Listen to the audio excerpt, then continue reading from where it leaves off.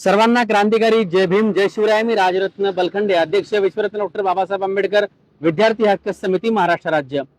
सध्या महाराष्ट्रातील स्वाधार योजना अर्जदार विद्यार्थी शैक्षणिक वर्ष त्यांचे संपून सुद्धा त्यांच्या खात्यावरती स्वाधार योजनेचा लाभ मिळाला नसल्याची मोठी गंभीर परिस्थिती महाराष्ट्रात आहे. आणि या परिस्थितीकडे समाज कल्याण कार्यालयाचा पूर्णपणे कानाडोळा होताना दिसत आहे. आणि या परिस्थितीवर विद्यार्थ्यांचे सुद्धा मोठ्या प्रमाणात दुर्लक्ष होताना दिसत आहे. कारण की विद्यार्थी हा आपल्या वैयक्तिक परेशानीमध्ये भरडला गेलेला आहे. त्याला यातून उठून यावर आवाज उठवण्याचं कुठल्याच प्रकारचं सामर्थ्य त्याच्यामध्ये आता दिसत नाहीये. कारण की सध्या स्वाधार योजनेच्या अर्ज प्रक्रिया ही या वर्षी मागच्या वर्षी सुद्धा ऑनलाईन राबवण्यात आली. आणि या ऑनलाईन राबवण्यामध्ये नीट यांची वेबसाईट चालत नव्हती. स्वाधार योजनेला अर्ज करण्यासाठी नीट कोणत्या डॉक्युमेंट अपलोड होत नव्हते. आणि अपलोड झाले तर यामध्ये विद्यार्थ्यांची जे स्क्रुटिनी झालेली आहे त्यामध्ये सर्वप्रथम विद्यार्थ्याला वसतिगृहामध्ये फॉर्म डायव्हर्ट करून वसतिगृहाची पूर्ण प्रक्रिया होईपर्यंत विद्यार्थ्याला थांबावं लागलं. आणि वसतिगृहाची प्रक्रिया अजून पूर्ण काही जिल्ह्यात झालेली नाहीये.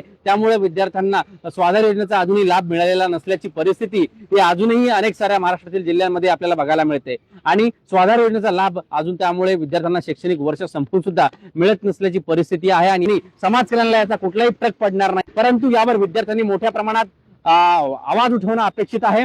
आणि तो विद्यार्थी आवाज उठवतील आणि हा व्हिडिओ जे बघतील आणि ज्यांच्यापर्यंत हा व्हिडिओ आपण पाठवाल त्या सर्वांना विनंती की आपण आपल्या न्याय आणि हक्काप्रती जागृत राहून आपल्या या हक्कांसाठी जर आपण आवाज उठवणार नाही तर अशाच प्रकारे शैक्षणिक वर्ष संपून सुद्धा आपल्याला आपल्या हक्काची स्वाधार योजनेचा लाभ मिळणार नाही. आणि ही परिस्थिती हळूहळू ही योजना बंद होण्याकडे पण झुकू शकते. जसे की याच्या अगोदरही मी सांगितलं होतं की जर आपण आपल्या हक्कांसाठी आवाज उठवणार नाहीत तर ही योजना बंद सुद्धा होऊ शकते. तर सर्वांनी ही स्वाधार योजना चालू ठेवण्यासाठी यातील तांत्रिक अडचणी सॉल्व्ह होण्यासाठी नेहमी तत्परतेनं आपला आवाज बुलंद राहायला पाहिजे. यासाठी जागृत राहून कार्य केले पाहिजे. आपण वेळोवेळी विद्यार्थ्यांना आव्हान करतो की आपण ग्रुपला ऍड व्हा.